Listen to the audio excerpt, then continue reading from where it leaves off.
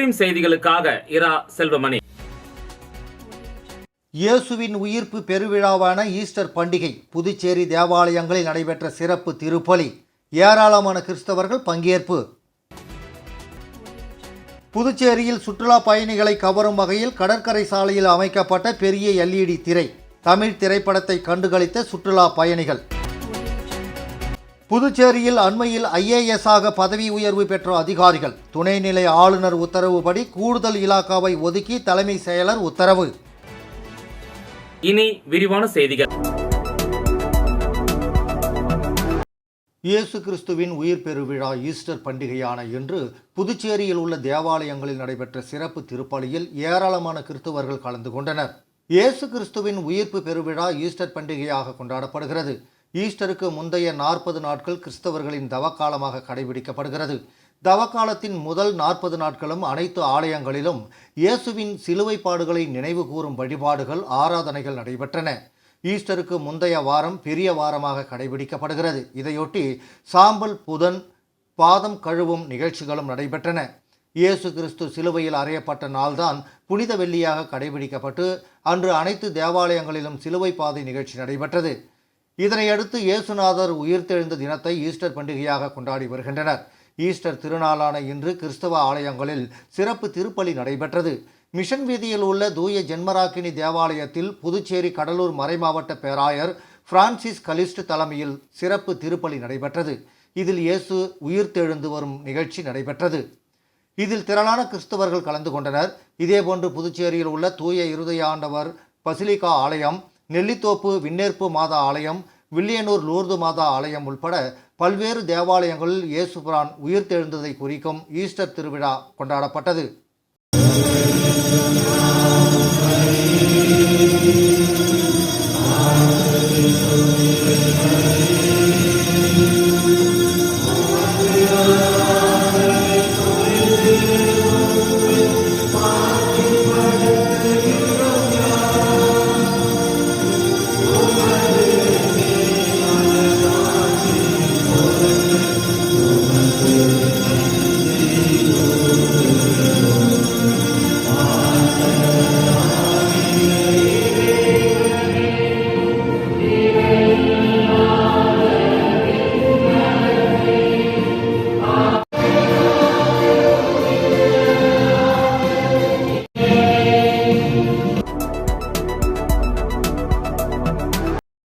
புதுச்சேரியில் சுற்றுலா பயணிகளை கவரும் வகையில் கடற்கரை சாலையில் பெரிய LED திரையில் திரையிடப்பட்ட சூரிய வம்சம் திரைப்படத்தை சுற்றுலா பயணிகள் மற்றும் பொதுமக்கள் கண்டுகளித்தனர். சுற்றுலா பயணிகள் மற்றும் பொதுமக்களை கவரும் வகையில் கடற்கரை சாலையில் பெரிய LED திரையில் கிரிக்கெட் போட்டி மற்றும் திரைப்படங்கள் ஒளிபரப்பப்பட்டு வருகிறது.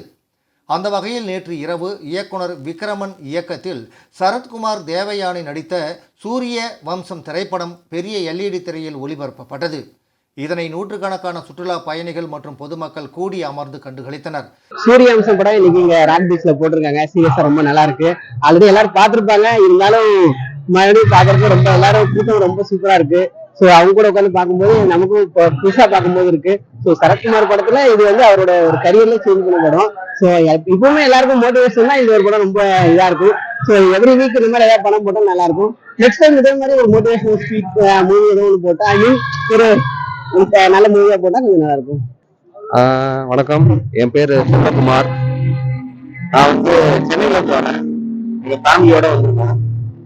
ஆக்சுவலா இந்த படம் நான் ஏற்கனவே பார்த்துருக்கோம், நிறைய தடவை பார்த்துருக்கோம். ரொம்ப ஃபேமஸான படம். ஆனா இந்த லொகேஷன்ல பீச்ல இந்த மாதிரி ஒரு பெரிய ஸ்கிரீன்ல இவ்வளவு நல்ல சவுண்ட் எஃபெக்டோட அந்த பாட்டை கேட்கும் போது ரொம்ப சந்தோஷமா இருக்குது. எஸ்பெஷலி அந்த பாட்டு ரோசா பூ சின்ன ரோசா பூ அந்த பாட்டு கேட்கும் போது இந்த காத்துக்கு அதுக்கும் எங்கேயோ ஒரு லெவலுக்கு போயிடுச்சு. இன்ஸ்டால ரீல்ஸ் பார்த்து தான் வந்திருக்கிறோம். ஆனா இந்த அளவுக்கு இருக்காதுன்னு எக்ஸ்பெக்ட் பண்ணி தான் வந்திருக்கோம். ஆனா பார்த்து கூட்டமா இருக்குது. இந்த பீச் காத்துல படம் பார்க்கறது ரொம்ப பியூட்டிஃபுல்லா வைப்பு கொடுத்துருக்கு. இதே மாதிரி இன்னொரு 4-5 படம் எவ்ரி வீக்லி இந்த மாதிரி பீப்புளை அட்ராக்ட் பண்றதுக்கு இந்த மாதிரி பண்ணாங்கன்னா இன்னும் நல்லா இருக்கும். என் ஃப்ரெண்டு இவர் தான் அங்கிருந்து பார்க்கவே வந்திருக்கோம். நீங்க உங்க எக்ஸ்பீரியன்ஸ் சொல்லுங்க. சிதம்பரத்துல தான் நாங்க படிச்சுட்டு இருக்கோம். இந்த மாதிரி வீக்கெண்ட் வர்றதுனால நிறைய மூவிஸ் போடுறது மூலியமா நிறைய மக்களோட அது ஒரு ஹாப்பினஸா இருக்கு. பக்கத்துல பீச் இருக்கு, அது மூலமா பழைய மூவிஸ் எல்லாம் போடுறதுனால இது ஒரு மெமரிஸா எங்களுக்கு இருக்கு. ஃப்ரெண்ட்ஸோட நல்லா ஜாலியா வைப் பண்ணிட்டு அப்படியே மூவிஸ் பார்த்துட்டு கிளம்பிடுவோம். இதே மாதிரி நல்லா பீச் காத்துல வாரம் படம் போட்டா நல்லா இருக்கும். நல்லா விஜய் படம், அஜித் படம், சூர்யா படம் எல்லாம் போட்டா நல்லா இருக்கும். நல்லா கூட்டம் எல்லாம் வந்து பார்ப்பாங்க. ஹாய், சுப்ரமணியன் வணக்கம். இன்னைக்கு வந்து சூரியன் பார்க்கறது நல்லா இருக்கு. எல்லாரும் கூட உட்காந்து பார்க்கும்போது மினித்தண்டி ஒரு போட்டாங்க, அப்போ என்னால பார்க்க முடியல. பார்க்கும்போது ரொம்ப ஹாப்பியா இருக்கு. புதுவை மாநிலத்தில் அண்மையில் IAS ஆக பதவி உயர்வு பெற்ற அதிகாரிகளுக்கு துறைகள் ஒதுக்கீடு செய்து உத்தரவிடப்பட்டுள்ளது. புதுச்சேரியில் புதிதாக பதவி உயர்வு பெற்ற IAS அதிகாரிகளுக்கு துணைநிலை ஆளுநர் கைலாஷ்நாதன் உத்தரவின்படி கூடுதல் இலாக்காவை ஒதுக்கி தலைமை செயலர் சரத் சௌகான் உத்தரவிட்டுள்ளார்.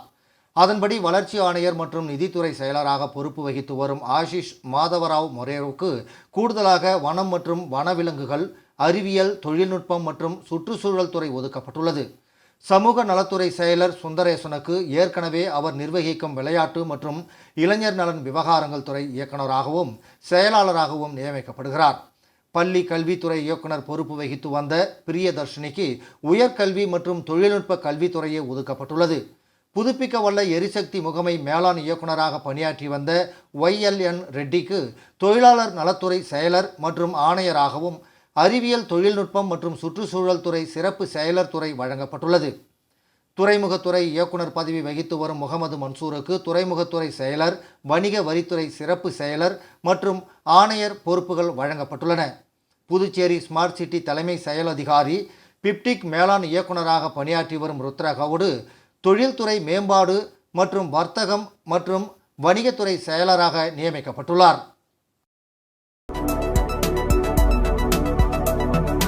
அக்னிவீர் திட்டத்தில் ஆட்தேர்வுக்கு விண்ணப்பிக்க சிறப்பு முகாம் புதுச்சேரியில் நடைபெறவுள்ளன. அக்னிபாத் திட்டத்தின் கீழ் இந்திய இராணுவத்தில் பொதுப்பணி, தொழில்நுட்ப பணி, எழுத்தர், பண்டக காப்பாளர், டிரேட்ஸ்மேன் உள்ளிட்ட பிரிவுகளில் சேர சுமார் 25,000 காலி பணியிடங்கள் உள்ளன. இதற்கு விண்ணப்பிப்பதற்கு ஏப்ரல் 10 கடைசி தேதி என தெரிவிக்கப்பட்டிருந்தது. இந்த நிலையில் இளைஞர்களின் நலன் கருதி விண்ணப்பிப்பதற்கான கால அவகாசம் நீட்டிக்கப்பட்டுள்ளது. அதாவது விண்ணப்பிக்க இம்மாதம் வருகிற 25 வெள்ளிக்கிழமை வரை கடைசி நாளாகும். அக்னிபாத் திட்டத்தின் கீழ் அக்னிவீர் ஆட்தேர்வுக்கு புதுச்சேரி பகுதியை சேர்ந்த இளைஞர்கள், இளம்பெண்கள் விண்ணப்பிக்கலாம். 22/4/2020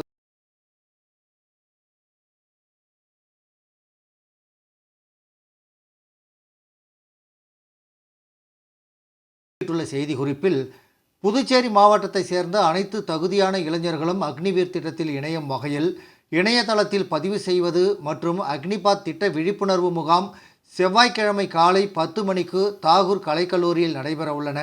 மேலும் வரும் 25 வரை அந்தந்த பள்ளி கல்லூரிகளிலும் விண்ணப்பிக்கும் முகாம் நடைபெற உள்ளன. புதுச்சேரி மாநிலத்தை சேர்ந்த தகுதி வாய்ந்த நபர்கள் அக்னிவீர் திட்டத்தில் சேர்ந்து பயன்பெறுமாறு மாவட்ட ஆட்சியர் அவர்கள் கேட்டுக்கொண்டுள்ளார்கள். விண்ணப்பிக்க தேவையான ஆதார் அட்டையுடன் இணைக்கப்பட்ட செயலியில் உள்ள கைபேசி எண், மின்னஞ்சல் முகவரி, பாஸ்போர்ட் அளவு புகைப்படம், ஆதார் அட்டை, SSLC +2 மதிப்பெண் சான்றிதழ், சாதி சான்றிதழ், விளையாட்டு மற்றும் NCC சான்றிதழ்களை கொண்டு வர வேண்டும். மேலும் கூடுதல் விவரங்களுக்கு www.joinindianarmy.nic.in என்ற இணையதளத்தை பார்த்து தெரிந்து கொள்ளலாம் என்று மாவட்ட ஆட்சியர் அவர்கள் தெரிவித்துள்ளார்.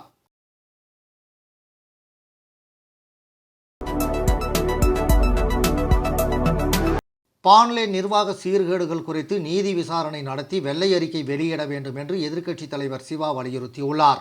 இது தொடர்பாக அவர் வெளியிட்டுள்ள செய்தியில், புதுச்சேரி மாநிலத்தில் 1970ஆம் ஆண்டுகளில் கிராமப்புற பால் உற்பத்தியாளர் சங்கங்களை இணைத்து உருவாக்கப்பட்ட பான்லே நிறுவனம் ஜனநாயக முறையில் தலைவர்களை தேர்வு செய்து அரை நூற்றாண்டு காலம் வெற்றிகரமாக இயங்கி வந்தது.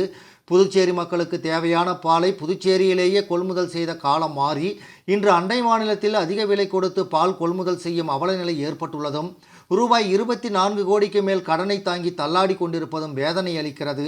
இதற்கு நிர்வாக சீர்கேடும் எந்த நோக்கத்திற்காக ஆரம்பிக்கப்பட்டதோ அது சிதைக்கப்பட்டிருப்பதுமே காரணமாக உள்ளது. மாடு வளர்க்கின்ற விவசாயிகளுக்கும் பான்லே நிறுவனத்திற்கும் தொடர்பில்லாத சூழலை உருவாக்கி பெயரளவில் இந்த சொசைட்டிகளை பயன்படுத்தி கொண்டு வெளியில் பாலை வாங்கி விற்று கொண்டிருக்கின்ற இடைத்தரகர்கள் வேலையைத்தான் இன்று பான்லே நிர்வாகம் செய்து கொண்டிருக்கிறது. அரசிடம் இருந்து தனிப்பட்ட மானியம் பெற்றும் நிறுவனம் கடனில் தத்தளிப்பது வேடிக்கையாக உள்ளது. ஒன்றிய அரசின் கூட்டுறவு நிறுவனமான அமுல் நிறுவனம் புதுச்சேரி பாண்லே நிறுவனம் மூலம் உற்பத்தி செய்யப்படும் பால் பவுடர், நெய், வெண்ணெய், ஐஸ்கிரீம், பாதாம் பால் போன்ற பொருட்களை கொள்முதல் செய்வது என்று ஒப்பந்தம் போடப்பட்டு பணிகள் நடைபெற்று வந்தன. ஆனால் பாண்லே நிர்வாகம் தன்னுடைய நிர்வாக திறமையின்மையின் காரணமாக இன்று அமுல் நிறுவனம் கொள்முதல் செய்து வந்த ஒப்பந்தத்தை ரத்து செய்யும் நிலை ஏற்பட்டுள்ளதும், அமுல் நிறுவனம் தமக்கு தேவையான பொருட்களை வேறு மாநிலத்தில் கொள்முதல் செய்ய முடிவு செய்துள்ளதாக தெரிகிறது. இதனால் பாண்லே நிறுவனம் உற்பத்தி பாதிக்கப்பட்டு மிகப்பெரிய இழப்பை சந்திக்க நேரிடும். அங்கு பணியாற்றும் தொழிலாளர்கள் வேலை இழக்கும் சூழல் ஏற்படும். இதற்கு பாண்லே நிர்வாகம்தான் முழு பொறுப்பேற்க வேண்டும். புதுச்சேரி அரசு இந்த விஷயத்தில் எப்போதும் போல் தயக்கம் காட்டாமல் சிறப்பு கவனம் செலுத்தி அமுல் நிறுவனம் வெளியேறுவதின் காரணத்தை கண்டறிந்து சரி செய்து மீண்டும் ஒப்பந்தத்தை புதுப்பித்து உயிர் கொடுக்க நடவடிக்கை எடுக்க வேண்டும். பாண்லே நிறுவனத்தில் உற்பத்தியாகும் பொருட்களை தரமாக உற்பத்தி செய்வதும், பாண்லே பூத்களை மேம்படுத்தும் பணிகளை துரிதப்படுத்தவும் நடவடிக்கை எடுக்க வேண்டும். சொந்தமாக பால் உற்பத்தியை அதிகரிக்க வேண்டும். சட்டமன்றத்தில் கூறியது போல் மாடு வளர்ப்பவர்களிடம் நேரடியாக மாடு வாங்குவதற்கான மானியத்தை அளிக்க வேண்டும். கால்நடை விவசாயிகளுக்கு வழங்க வேண்டிய தீவன மானியம், அடர் தீவனம் கொடுப்பதை உறுதி செய்ய வேண்டும். வளர்ந்து வரும் விஞ்ஞான வளர்ச்சிக்கேற்ப நேரடி கருமுட்டை வைக்கக்கூடிய சூழலையும், பசுக்களுக்கு பெண் கன்றுகளை ஈன்றக்கூடிய ஊசியை போடக்கூடிய சூழலையும் உருவாக்கி வளர்ச்சி பாதைக்கு கொண்டு செல்ல வேண்டும். அதேபோல் புதுச்சேரியில் பாலின் தரத்தை மேம்படுத்த வேண்டும்.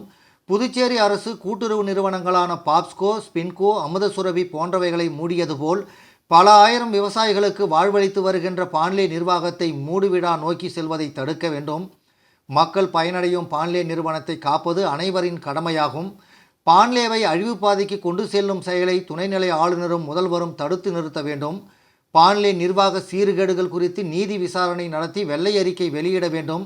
தகுதி வாய்ந்த IAS அதிகாரியை நியமித்து பாண்லே நிறுவனத்தை மீண்டும் நல்ல முறையில் இயக்க நடவடிக்கை எடுக்க வேண்டும் என்று கேட்டுக்கொள்கிறேன் என்று அந்த செய்தியில் குறிப்பிட்டுள்ளார். விளம்பர இடைவேளைக்கு பிறகு செய்திகள் தொடரும். தேங்க்யூ. பாருப்பா, பத்மா கை நிறைய புதுசா வளையல் போட்டிருக்கா. அத நீங்க எப்ப பாத்தீங்க? கோயிலுக்கு போனப்ப பார்த்தேன். அப்போ கோவிலுக்கு போனது சாமிய கும்பிட இல்ல. ஏன்பா, ஏன் முன்னாடி வந்து நின்னு சாமி கும்பிட்டா நான் பார்க்க மாட்டேனா? எனக்கும் வேணும் புது வளையல். இப்ப தங்கத்தோட விலை என்னன்னு தெரியுமா? பாரு, ஜோஸ் ஆலுகாஸ்ல இப்போ ஒரு புது ஆஃபர் இருக்கு. தங்க நகைகளின் சேதாரத்தில் பிளாட் 50% தள்ளுபடி. புரிஞ்சுதா? குட். அப்படின்னா ஜோஸ் ஆலுகாஸ் போலாமா? புதுவையில் தொடர்ந்து 12 முறை சிறந்த கோச்சிங் சென்டருக்கான விருதை பெற்ற ஒரே கோச்சிங் சென்டர் நமது ஸ்ரீ விவேகானந்தர் கோச்சிங் சென்டர். அன்பு மாணவ மாணவிகளை ஒரு நிமிடம் கவனியுங்கள். நமது Shri Vivekanandar tutorial and coaching centre, school for privates, fully air conditioned with smart classrooms. 8வது தேறியவர்கள் அல்லது 9வது தவறியவர்கள் நேரடியாக SSLC-யில் சேரலாம். வகுப்புகள் முழு நாள் நடைபெறும். பள்ளிக்கே செல்லாமல் எங்களது முதலியார்பேட்டை ஸ்ரீ விவேகானந்தர் டியூட்டோரியலில் பிரைவேட்டாக 10ஆம் வகுப்பு படித்த ஜே ஷாரன் கிரேஸ் என்ற மாணவி 486 மதிப்பெண் பெற்று புதுவை மற்றும் தமிழகத்தில் மாநிலத்திலேயே முதலிடத்தை பிடித்து சாதனை படைத்துள்ளார். State first. Separate classes for boys and girls. 12ஆம் வகுப்பு, 11ஆம் வகுப்பு மற்றும் 10ஆம் வகுப்பு தோல்வியா? இனி கவலை வேண்டாம். தோல்வியுற்ற பாடங்களில் வருகிற ஜூன் மாத தேர்வில் வெற்றி பெற சிறந்த முறையில் பயிற்சி அளிக்கப்படுகிறது. CBSE மற்றும் ஸ்டேட் போர்டு 10th +1 மற்றும் +2 tuition classes, all subjects admission நடைபெறுகிறது.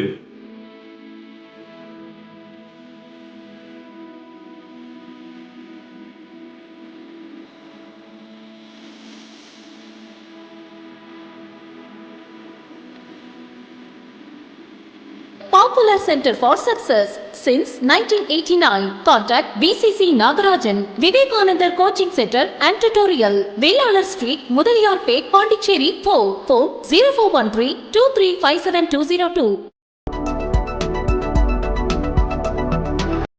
ஊசுடு சட்டமன்ற தொகுதிக்கு உட்பட்ட குருமாம்பேட் அமைதி நகர் பகுதியில் ரூபாய் 32 லட்சம் மதிப்பீட்டில் தார் சாலை அமைக்கும் பணிக்கான பூமி பூஜையை அமைச்சர் சாய் ஜே சரவணகுமார் தொடங்கி வைத்தார்.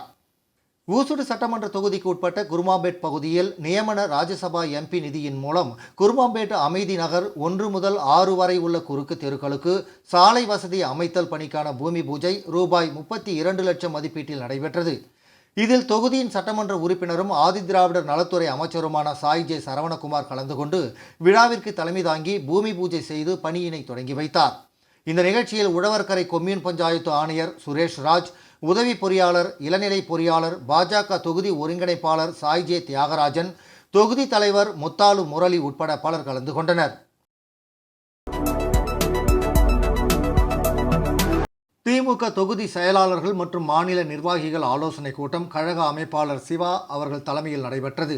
புதுச்சேரி மாநில திராவிட முன்னேற்ற கழகத்தின் மாணவரணி சார்பில் அனைத்து தொகுதிகளிலும் மாணவர்கள் உறுப்பினர் சேர்க்கை சம்பந்தமாக தொகுதி செயலாளர்கள் ஆலோசனை கூட்டம் நேற்று நண்பகல் 12 மணியளவில் லப்போர்த்தி வீதியில் உள்ள தலைமை கழகத்தில் மாநில கழக அமைப்பாளர் சிவா தலைமையிலும் மாநில மாணவரணி அமைப்பாளர் SP மணிமாறன் மற்றும் துணை அமைப்பாளர்கள் கண்ணன், அமுதன், கீர்த்தி எழினி, ஸ்ரீபன்ராஜ், முத்தரசன், தமிழ்மகள் ஜான்சி ராணி ஆகியோர் முன்னிலையிலும் நடைபெற்றது. இதில் கழக வளர்ச்சி பற்றியும் மாணவரணி தொகுதி நிர்வாகிகள் தேர்வு மற்றும் இல்லந்தோறும் மாணவரணி உறுப்பினர் விண்ணப்பத்தால் வழங்கும் நிகழ்ச்சியும் நடைபெற்றது.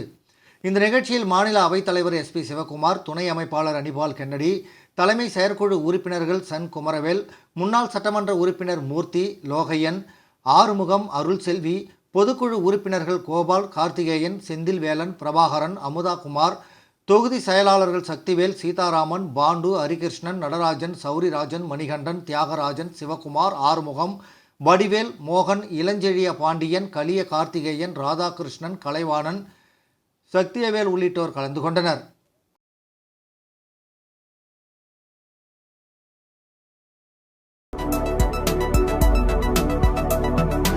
புதுவை மாநிலத்தில் காவல்துறை சார்பில் நடைபெற்ற மக்கள் மன்றத்தில் 51 மனுக்களுக்கு உடனடி தீர்வு காணப்பட்டதாக தெரிவிக்கப்பட்டது. புதுவை மாநிலத்தில் வாரந்தோறும் காவல்துறை சார்பில் மக்கள் மன்றம் குறை தீர்வு முகாம் நடைபெறுகிறது. அதன்படி மக்களிடம் குறிப்பிட்ட காவல் நிலையங்களில் மனுக்கள் பெறப்பட்டு தீர்வும் காணப்பட்டு வருகிறது. லாஸ்பேட்டை காவல் நிலையத்தில் நடைபெற்ற மக்கள் மன்ற முகாமில் காவல்துறை துணைத் தலைவர் R. சத்யசுந்தரம் பங்கேற்றார். காரைக்காலில் முதுநிலை காவல் கண்காணிப்பாளர் லட்சுமி சௌசன்யா கலந்து கொண்டார். நெட்டப்பாக்கம், கரையாம்புத்தூர் புறக்காவல் நிலையம், புதுச்சேரி வடக்கு கிழக்கு போக்குவரத்து பிரிவு ஆகிய இடங்களிலும் மக்கள் மன்றம் குறைதீர்வு முகாம் நடைபெற்றது. இதில் 42 மகளிர் உள்ளிட்ட 214 பேர் பங்கேற்றனர். அவர்களில் 71 பேர் மனுக்களாக குறைகளை தெரிவித்தனர். அவற்றில் 51 மனுக்களுக்கு அந்தந்த காவல் நிலைய அதிகாரிகள் தீர்வு கண்டுள்ளனர். புதுச்சேரி பேரவைத் தேர்தல் அடுத்த ஆண்டு நடைபெற உள்ள நிலையில் பாரதிய ஜனதா கட்சியின் தேர்தல் பொறுப்பாளராக மத்திய அமைச்சர் மன்சுக் மாண்டவியாவையும் துணை பொறுப்பாளராக மத்திய அமைச்சர் அர்ஜுன் ராம் மேக்வாலையும் நியமித்துள்ளது. புதுச்சேரியில் முதலமைச்சர் ரங்கசாமி தலைமையிலான அகில இந்திய NR காங்கிரஸ் பாஜக கூட்டணி ஆட்சி நடைபெற்று வருகிறது. அடுத்த ஆண்டு ஜூன் 15ஆம் தேதியுடன் புதுச்சேரி பேரவையின் பதவிக்காலம் நிறைவடைய உள்ளது. அதற்கு முன்பாக அங்கு தேர்தல் நடைபெறும் என எதிர்பார்க்கப்படுகிறது.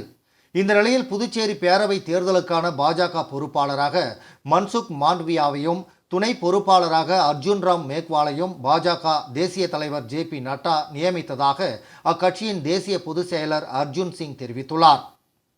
மீண்டும் முதன்மை செய்திகள். இயேசுவின் உயிர்ப்பு பெருவிழாவான ஈஸ்டர் பண்டிகை புதுச்சேரி தேவாலயங்களில் நடைபெற்ற சிறப்பு திருப்பலி. ஏராளமான கிறிஸ்தவர்கள் பங்கேற்பு. புதுச்சேரியில் சுற்றுலா பயணிகளை கவரும் வகையில் கடற்கரை சாலையில் அமைக்கப்பட்ட பெரிய LED திரை. தமிழ் திரைப்படத்தை கண்டுகளித்த சுற்றுலா பயணிகள். புதுச்சேரியில் அண்மையில் IAS ஆக பதவி உயர்வு பெற்ற அதிகாரிகள். துணைநிலை ஆளுநர் உத்தரவுப்படி கூடுதல் இலாக்காவை ஒதுக்கி தலைமை செயலர் உத்தரவு. இந்த செய்தி அறிக்கை இத்துடன் நிறைவு பெறுகிறது. வணக்கம்.